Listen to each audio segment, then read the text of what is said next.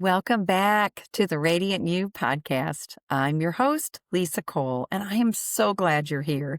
Today's episode is gentle, empowering, and quietly life-changing.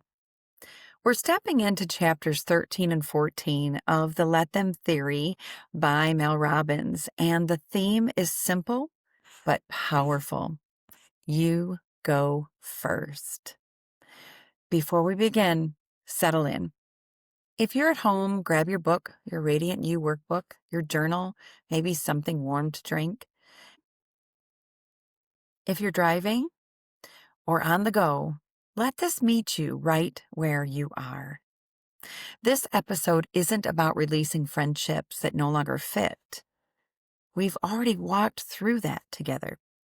This one is about what comes next, how adult friendships are actually created, why connection doesn't just happen anymore, and how going first without overgiving can truly change your life. In chapter 13, one of the most important truths Mel names is this: adult friendships don't happen the way childhood friendships did. As kids, friendships were built on proximity and routine, same classrooms, same neighborhoods, same schedules. But adulthood brings what Mel calls the great scattering.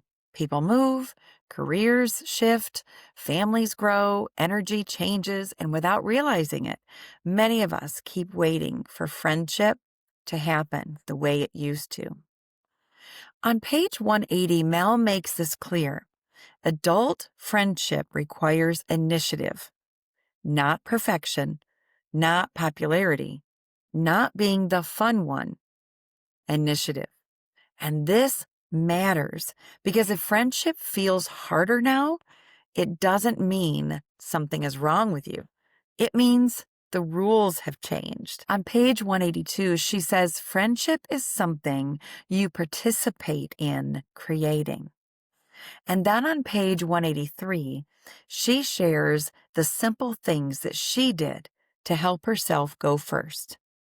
Not with pressure, but with warmth. Number 1, compliment people everywhere you go. Their nail color, their outfit, their energy. This breaks the ice and opens connection.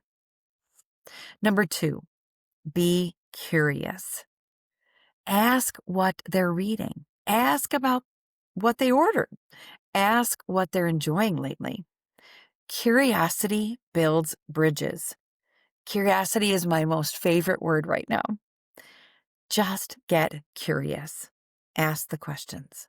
Number 3, smile and say hello.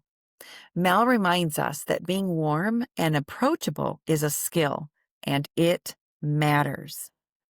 Number 4, do this without exception, not because you expect friendship, but because creating connection improves your life. Mel says something so important here. The warmth you give to others always finds its way back to you. Even if nothing comes of it, you still get credit for going first.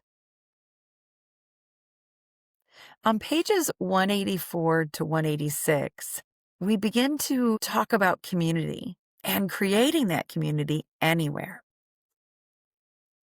On page 184, Mel shares how she and her husband intentionally created community, not by waiting, but by choosing. Here's what they did. Look for events or group classes that genuinely interest you.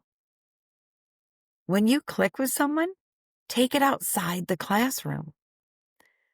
Go for coffee, a walk, connection. As you meet more people, invite them into shared experiences. And then on page 186, Mel says something that feels so empowering. Instead of hoping someone else starts the walking group or the hiking group or the book club, you go first. You start it. This isn't about being in charge. It's about being brave. So, we're going to talk now a little bit about the let me energy. On page 187, Mel brings it all together with this powerful let me list. Let me be understanding. Let me make an effort. Let me check in without expectation just because I care. Let me make the plans. Let me trust when the energy feels off. Let me call or text when someone crosses my mind. Let me act with the belief that some of my favorite people are the people that I haven't met yet. That line shifts friendship from fear to possibility. Now, before we move into chapter 14, I want to pause because this is where many of us get confused. When we hear you go first, some of us translate that into try harder, do more, carry the relationship, push things forward. But that's not what Mel is teaching. Chapter 13 is about initiative. Chapter 14 is about freedom. You go first, but you don't force. You initiate, but you don't chase. You invite, but you don't convince. Healthy adult friendship lives in that balance. And this is exactly why chapter 14 belongs here. Because going first without knowing when to release can quietly turn into overfunctioning, resentment, and exhaustion. The let them theory protects us from that. Chapter 14's title is People Only Change When They Feel Like It. Now, we're going to spend a little more time here because this chapter does protective work for your heart. This chapter answers a question many of us carry quietly.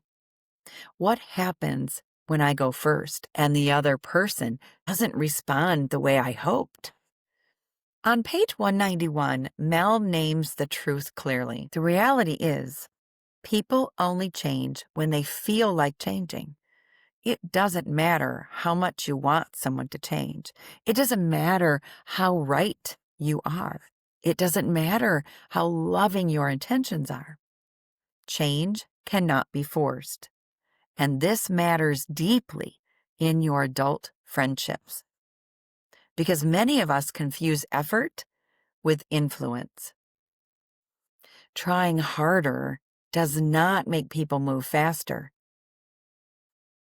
On page 201, Mel talks about what she calls the standoff. This happens when one person is pushing for change and the other person is instinctively pushing back. Pressure doesn't inspire connection. It creates resistance. Let me say that again. Pressure doesn't inspire connection. It creates resistance. On page 202, Mel gives such a relatable example, hinting that it's a nice day for a run when someone clearly doesn't want to go for a run. Even when well-intended, it can feel like a threat. Why? Because at a nervous system level, it feels like you're taking away someone's right to choose. And Mel says this very clearly.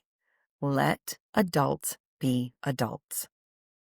Not because you don't care, but because respect is the soil where real change grows. Going first does not mean dragging someone along. That's the reframe that changes everything. Let me say that again. Going first is about invitation, not persuasion. It's about openness. not control. It's about choice, not pressure. When people feel free, they show you who they truly are.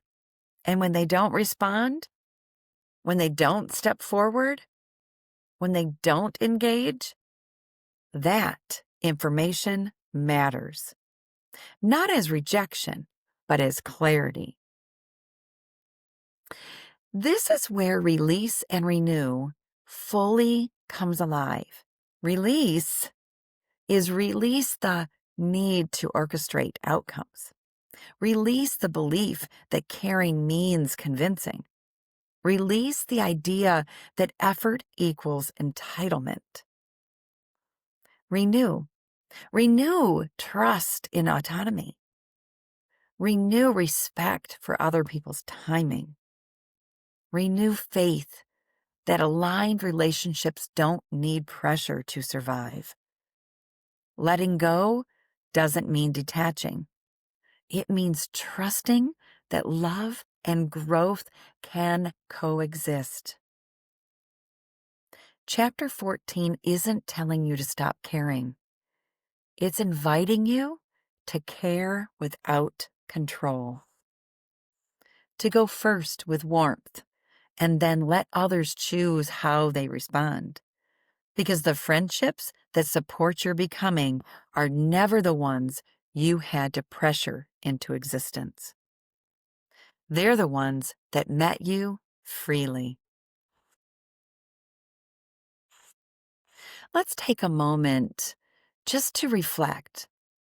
Where am I going first with warmth, and where am I pushing? Where have I confused caring with control? Who would I reach out to without expectation? What would change if I trusted people to choose? Where might release create more peace than effort? As we close, remember, friendship in adulthood is an act of courage, an act of freedom, an act of becoming. Some connections are waiting for you, not because you're lacking, but because someone has to begin. And maybe this time it's you. Here's a radiant reminder. Going first is not weakness. It's leadership. It's freedom. It's love in motion. Take a breath. Let them. Let you be radiant. I'll meet you next time for episode 9, chapters 15, 16, and 17 of the Mel Robbins Let Them theory. This is our book study, our guided journey of radiance. Shine your light.